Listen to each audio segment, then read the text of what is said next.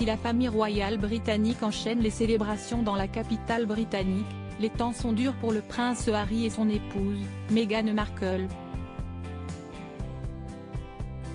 Le couple paria a récemment essuyé un revers majeur avec sa société de production Archewell Audio puisque son contrat, estimé à 36,7 millions de dollars selon Sky News, avec le géant suédois du streaming audio a été résilié.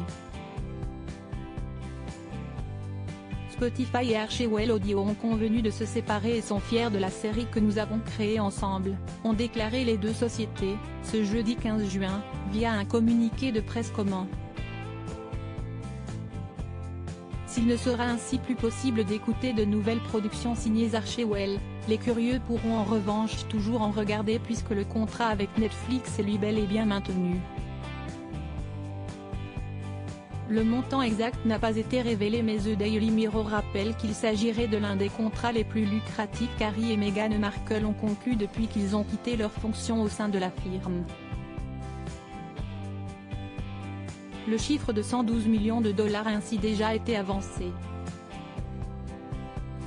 3 autres livres ces prochaines années? Du côté des libraires aussi, on peut s'attendre à une suite puisque selon le Mail Online ce serait un contrat pour 4 livres, d'une valeur de 16 millions de livres sterling qu'auraient conclu le duc et la duchesse de Sussex.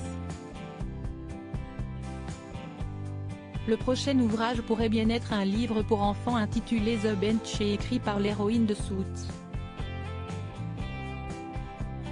Harry et Meghan Markle, les 100 moments marquants de leurs 5 ans de mariage et d'investissement dans diverses start-up. Autre source de revenus non négligeables, les participations du prince Harry à diverses émissions ou conférences.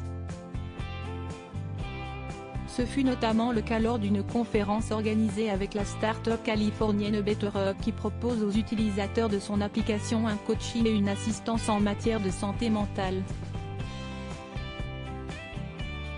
Le fils cadet de Charles III est également apparu dans plusieurs vidéos promotionnelles de la start-up et est présenté comme le Chief Impact Officer de l'entreprise sur son site. Interrogé par The Daily Mirror, un investisseur américain spécialisé dans les applications a évalué une retombée d'entre 500 000 et 2 millions de livres sterling par an pour l'ensemble des missions exercées par le duc de Sussex. Meghan Markle est de son côté l'un des visages de la start-up Clover Blend qui propose du café végétalien instantané, et qu'il a décrit comme son premier investisseur, conseiller et plus grand défenseur. Il se murmure qu'elle pourrait également devenir l'égérie de Dior, un contrat forcément juteux sachant que la maison de luxe française aurait octroyé 20 millions de dollars à Johnny Depp pour continuer à incarner son parfum Dior sauvage. Article écrit en collaboration avec 6 Médias. Crédit Photo, agence.